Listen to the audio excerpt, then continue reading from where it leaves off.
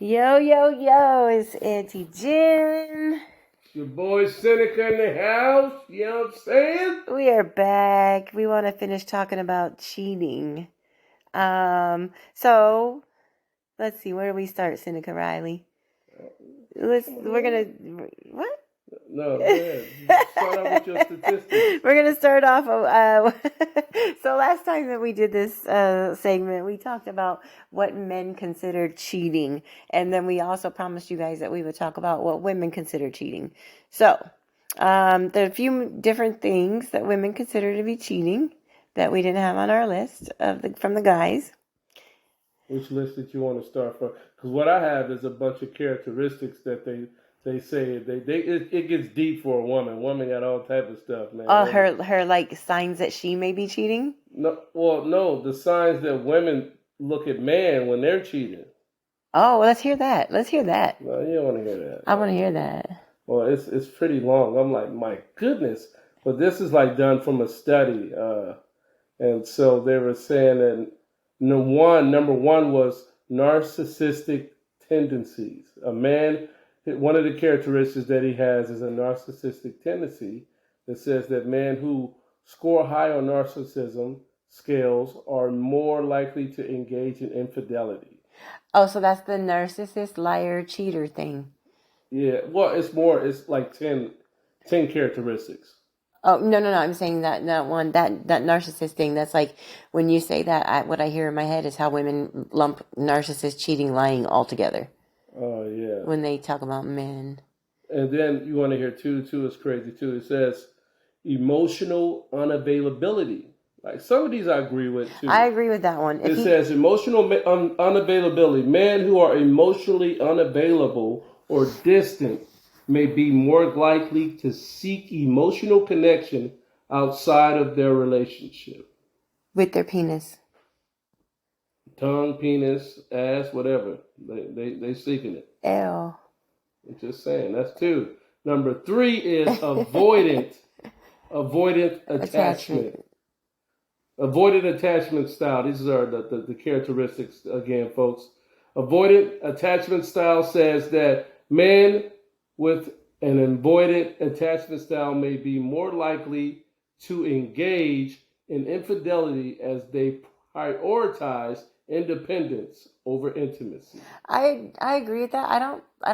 I wouldn't say that it's because they prioritize their independence, but I think that men who have that avoidant attachment like that, it comes from trauma, and I think that they cheat in order to keep themselves from getting too attached to one woman. Like the fear of getting too close to a woman literally pushes them to go cheat. Maybe I'm wrong. I mean, that's a notion. That's something that's something to ponder, something to think on. That could be a possibility. You know, we got millions and billions of men now, so it's like, yeah, and not everybody's personality and characteristics traits are going to be the same. True story. So yeah, it's a possibility. That's a thing.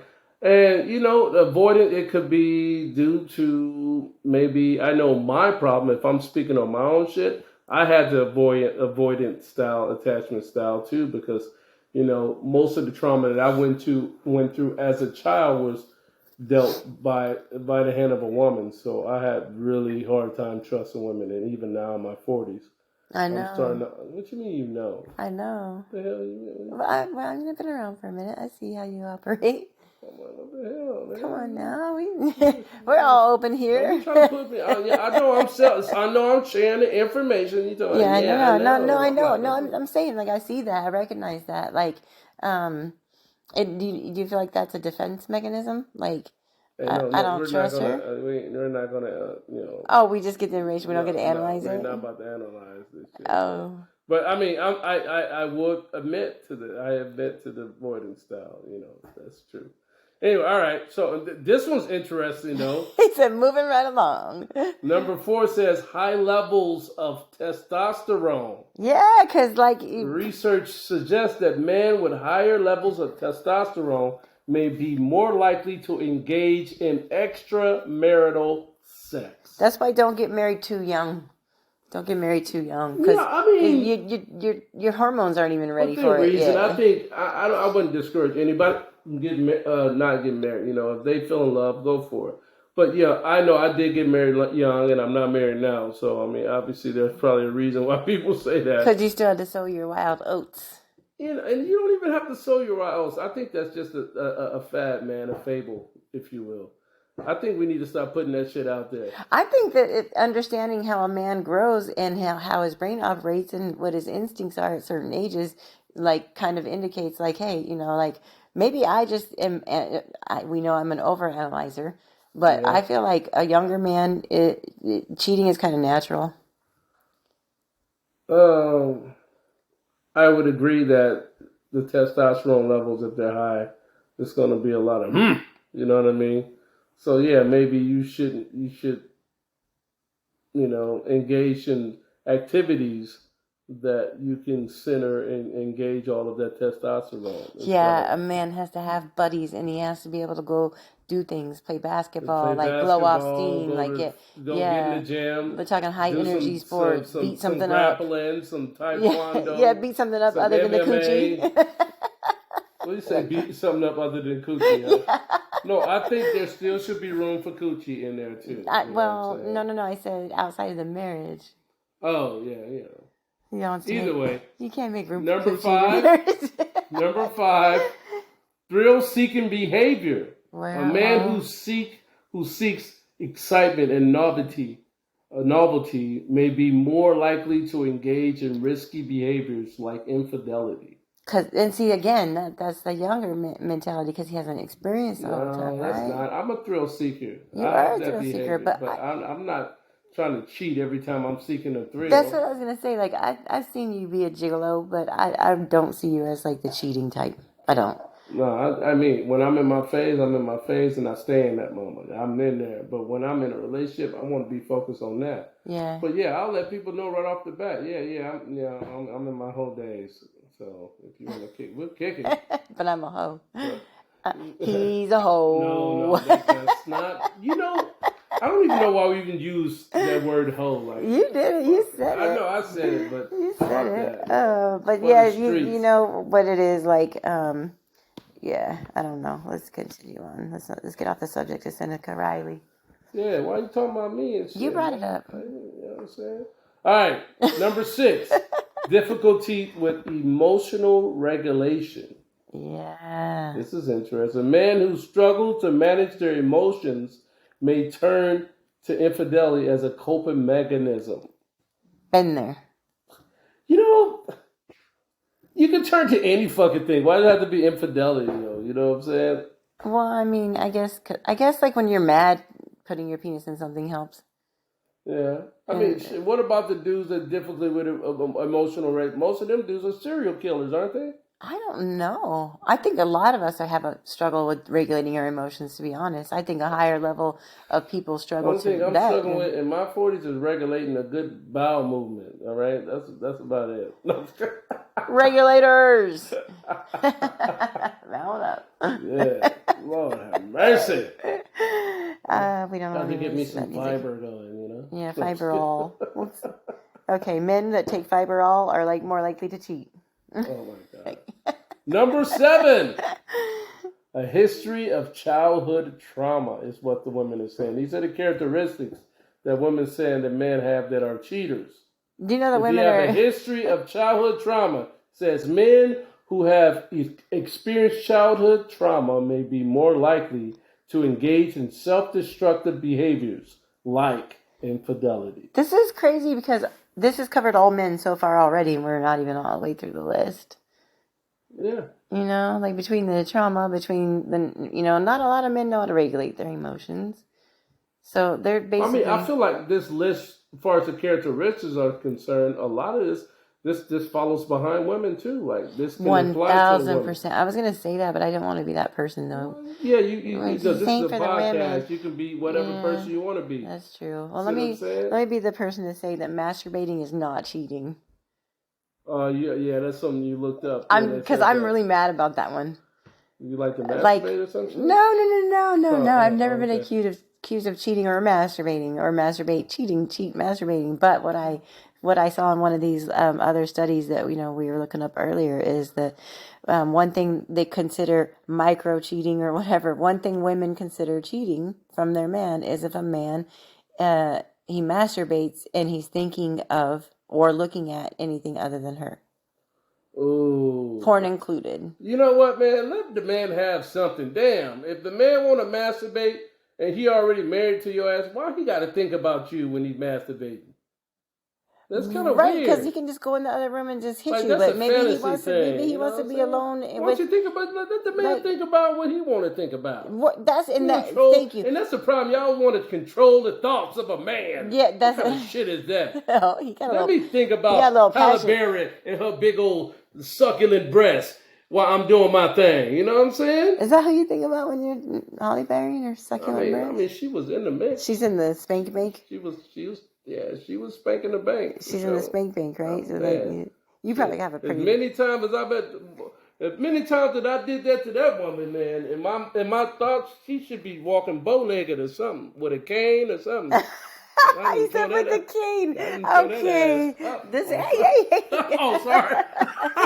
Oh man, please, ladies, do not call into the show trying to hook up with Seneca Riley over that comment. He ain't tearing up shit over here. No, not over here. No, but you put a Halle Berry in this shit. In you? I mean, not in you. This ain't no P Diddy shit. She's pagan with Halle Berry. All right, let's move on.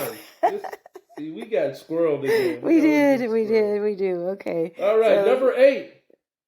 External pressure from peers and societal expectations. That I agree with. Let me finish. I got to finish. I'm sorry. It says men who feel pressure from their social circle or cultural norms to be sexually adventurous may be more likely to cheat. Yes. In their relationship. And I believe that. I've said it to somebody that I know one time that I believe that he would be unfaithful because his friends all were. Wow. Wow. I mean, if you do you not agree? If a woman, because we've had this conversation. If a woman's hanging out with a bunch of hoes, then she's a hoe, right? I mean, yeah, the association can be placed on her that she'll be a hoe. So it's natural that if all a man's friends are cheaters and cheating on their wives and cheating and doing all this sexual, and you're out with them, I'm gonna assume that birds of a feather. Yeah, I mean, I had a female say that about me once. Yeah. And I'm like, hold up. She was right, though. All my boys don't cheat. And then even if that is the association, I'm the single motherfucker. Like, I'm not in a relationship. So how come how do I fall in that fucking, you know what I'm saying? Guys, I have a cold if you hear me snorting and sniffing over here. Obviously my voice is off, but no, it does because it depends. For me, maybe that woman heard you discussing these things with your boys and thought that since you're encouraging them that you probably, it's a moral thing. It's a, like, okay, if all your homies are cheating and you're like, nah, bro, that's not cool, you shouldn't be cheating, then I'd be like, okay, maybe it's not the same thing. But if you're talking to your homies and you're laughing and getting on and joking around and giving him, dabbing him up because he fucked on some young chick while he's married, what's that say about you? What's that say about you? That's horrible. I wouldn't dap a nigga up for popping on some young chick while he's married. What kind of shit is that? You wouldn't? Hell no. Oh, well, that's good to know. But some dudes do, Some dudes do. What else you got there? All right. Number 9, feeling entitled to sex. Men who believe they are entitled to sex are hot. Or have a sense of sexual entitlement it's hot. May be more likely to engage in infidelity. Okay, we know you into that dumb submissive shit. It's hot. You like a man that he feels entitled like bend over right now. Yes. If it's my man, by all means, tell me what to do. Yeah, okay. I'm sorry if any of my family or friends or children will listen to this or don't listen to this. Cut it off right here at this point. Because it's about to get freaky. I was about to get freaky in the podcast. All right. Freaky the podcast. No, but I'm sorry. I was really not trying to discount that point or what you were saying that like by saying it's hot and shit. All right. It's seriously, but so you're saying that so you're maybe I feel like that's like indicator of rape. Um, I don't. I don't know about that one. A man feeling entitled to sex. If a man is feeling entitled to sex, that means he just ain't getting much ass. If he feels entitled to it? Yeah, like why would he feel entitled to sex if you're in a relationship? He should be automatically getting ass, right? Well, I'm assuming that he is, but he's getting it in a way of demanding it, which again, I'm a, Oh, well, it doesn't say a man who's like your wife owes you the sex. man. Oh, like you owe me that ass. Get over here. I don't care what you talking about. But you know what? Finish cooking that potato, and we on over here. That's even biblical though. You do owe your man sex.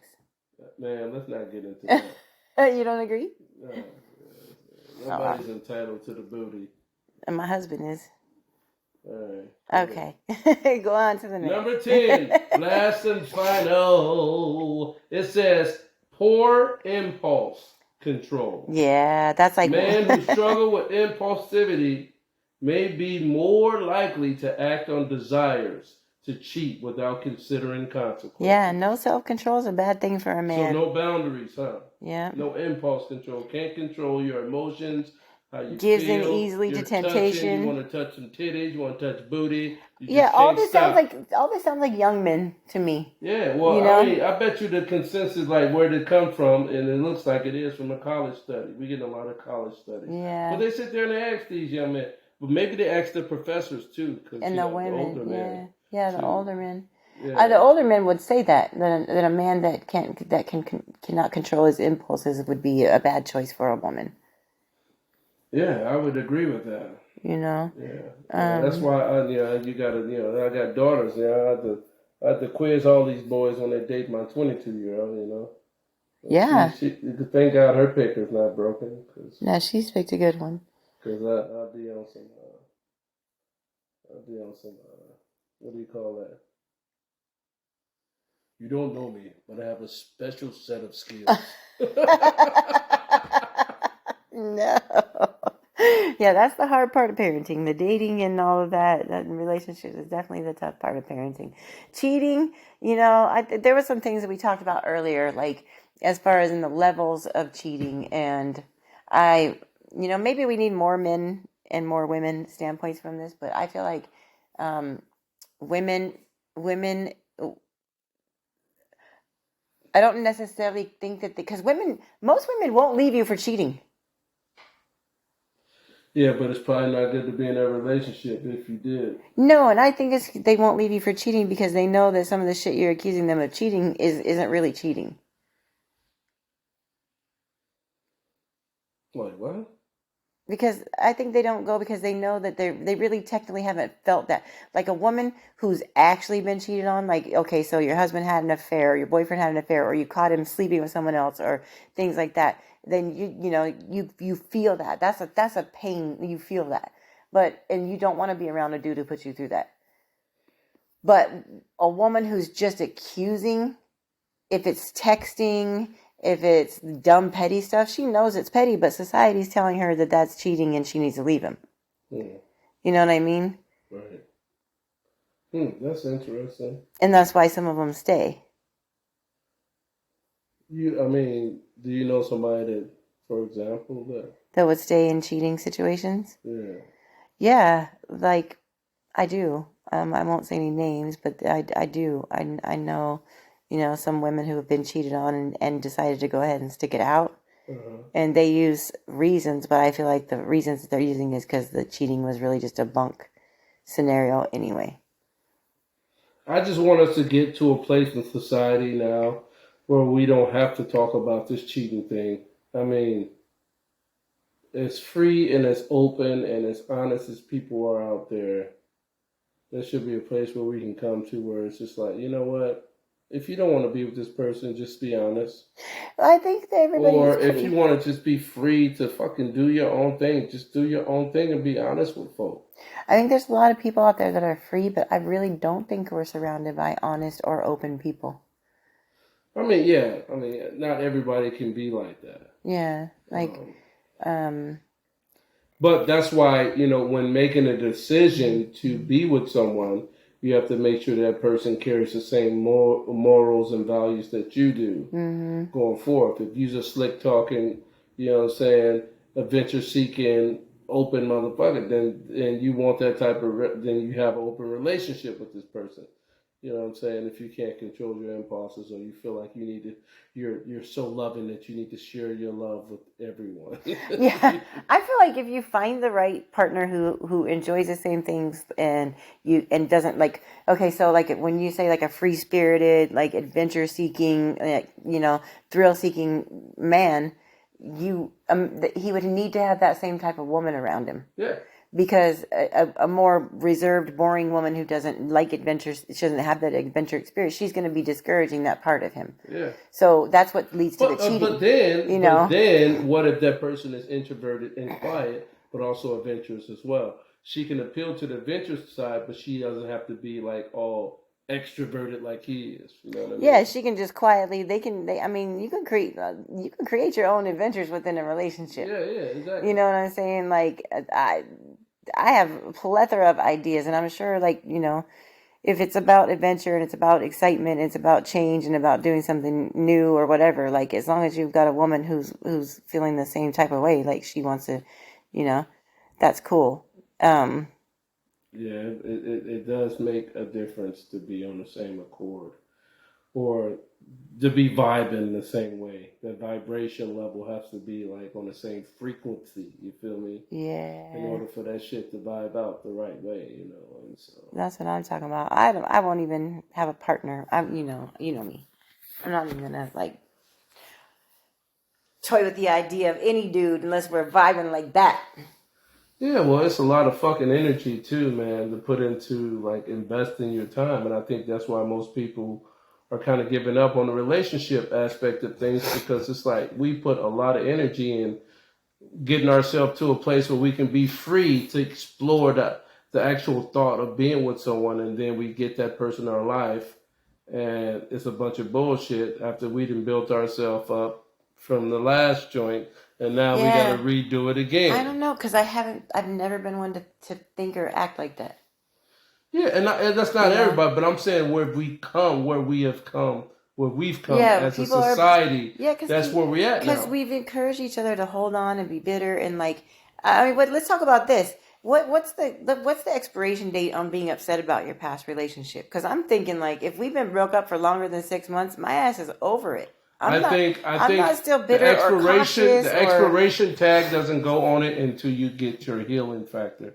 Until you've seen counseling and talked to somebody about it, I don't think that expiration tag goes on. That's what I'm saying. So how long should people like? Well, most people walk around here unaware that they're still hurting from the past and hurting other people out here. You think they're unaware? Or I think people are unaware, because here's the deal: you can go to a state of denial, and I've seen this with alcohol addiction. I've seen this with drug addiction, and all of them. You can go into a state of denial where you are in it and don't even know that you fucking in it, but because it becomes a way of life for you, and it becomes your delusion. You're living in a new world. Exactly. Yeah, I see that. I can see that. Maybe just because I can't see it. We talk about the Matrix all the time. People are fucking sleepwalking out here. You know what I'm saying? Well, and then there's a point where with healing, and I think that people know that they're in pain and they avoid healing. And I'm not saying it in a negative way by any means, because I have done the work, and I've called myself to the carpet, and I've had to look at ugly stuff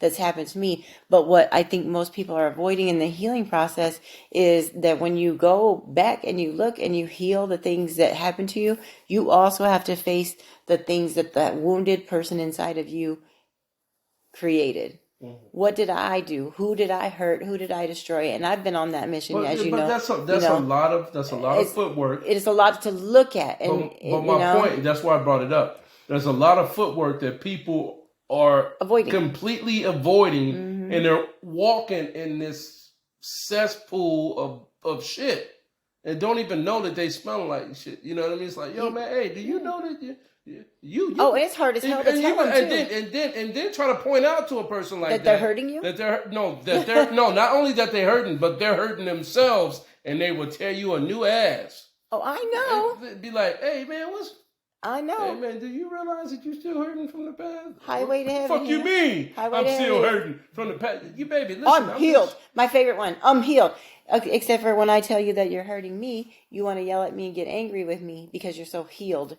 That could you ever try to tell someone that they're hurting you and have them get mad at you because you're hurt? Oh yeah, I sure have. So, but that's because you're not healed. Yeah, I know exactly how that is. Yeah, you do. Yeah. Because it sucks because when someone does do something that hurts you and then they also get mad at you when you try to tell them that's but logically we know this. Do we? We know that approaching anybody with something that they've done harmful to you is going to be a problem. Yeah. We know because most people don't like to hurt people. But people also know that when someone is coming to them with a sincere and open heart, even broken heart. Yeah. They're saying, hey, listen. And because they're so hurt, they can't receive that message. Yeah. Because your hurt is not registering to them. No one else's hurt ever registers to us when we're in our emotions. Yeah. We forget everything. It's like, what the fuck you crying about? Like, nigga, you hurt me. I ain't hurt shit. Get your bitch ass up out of here. That's the word. That's like somebody I know. Damn. Well, anyway, so we got a little bit off, No, but it's real talk, though. Yeah, it's real talk. We need to sit down and have these real conversations. You see what I'm saying? That's why we do podcasts. That's why we're putting it out there. Because, we just got to give it to you raw, and give it to you real. You know what I'm saying? No STI, just raw, baby. Just raw. No, I'm just kidding. Just give it to you raw. Oh, gosh. Oh, God, guys. So with cheating, let's just not do it. We don't have to do it. Don't get in a relationship if you're going to cheat. And if you're one of those kind of people that is still wounded and you still feel like you might run back to somebody in your past or whatever when your current situation is, on the rocks or whatever, then you communicate that. Like, hey, I'm feeling like I might step outside of me and you right now because this is going on. This is how I'm feeling. And be open to let your partner talk to you about stuff like that, or whoever you're dating. Just by a rule of thumb, if you stick your thing in them, then you should also listen to them. Or if you're allowing them to stick their thing in it, you should listen to them. Absolutely. There's no conversations that are off the table. Yeah, because you already passed. If you get to the place where you're bumping uglies. And you guys are swapping fluids. Let's say more than 3 times. Because sometimes you got to talk. You have to talk this out, all right? Yeah, conversations shouldn't be off the table. I can understand a one-night stand, but if you did more than once, you need to talk about some stuff. More than once, huh? Yeah, okay. You need to talk about some stuff. You know what I mean? Yeah, you need to be talking. Really? Yeah. Hey, listen. What happens when you don't talk? Then hold up. Then we can go through the all the lists we just went through the last couple. Yeah. Everything. You know what? The whole reason why we doing these podcasts is what happened when you don't talk. Yeah. But let's talk about that out loud. And I'm not talking. We got a couple of minutes left. We ain't about to get all up in that. You say we had. Yeah, that's right. That 30-minute mark. You know what I'm saying? The 30-minute mark. Yeah, that's right, baby. I got things to do. You know what I'm talking about. But I want to talk about that. Yeah. So we'll talk about that on the next. I don't know if we want to do cheating again next time. No, but we're going to talk about some psychological things. Yeah, I think. Let's get deep into it now. Yeah, we're gonna dig into some real deep stuff next time. You know what I'm saying? All of it's deep, really, because we're talking about interaction and communication. That is deep for us humans. Sometimes we don't want to communicate. It's a what is that? What do you want to call that? It's a risk. You think so? I think opening up is a risk every Yeah. time you do it. And you know what though? What I find, because I'm I'm a pretty open person. I feel like I've practiced it enough times to where it's not scary anymore. And I think being so open keeps me from a lot of damage. Yeah. So folks, in closing this out, we want to thank you again for listening to our podcast. We know there's millions of podcasts out there, but you chose ours and we appreciate you. Thank you so much. We just, having true discussion about topics that's hitting the wavelength. And again, touch bases with us and let us know what you want us to talk about. And if there's a topic you want us to go over and we can, come at it from a male perspective or a female's perspective. You know what I'm saying? Yeah, 1000%. Thanks for searching for us. Thanks for listening. And please, yes, let us know what we can do to engage with our listeners more. We're here for you. Don't forget to vote, love each other, be kind, use protection, make smart choices. And we don't own the rights to anything we may or may not have sang along the way in this podcast. Bam! Peace out. Yeah. Till next time.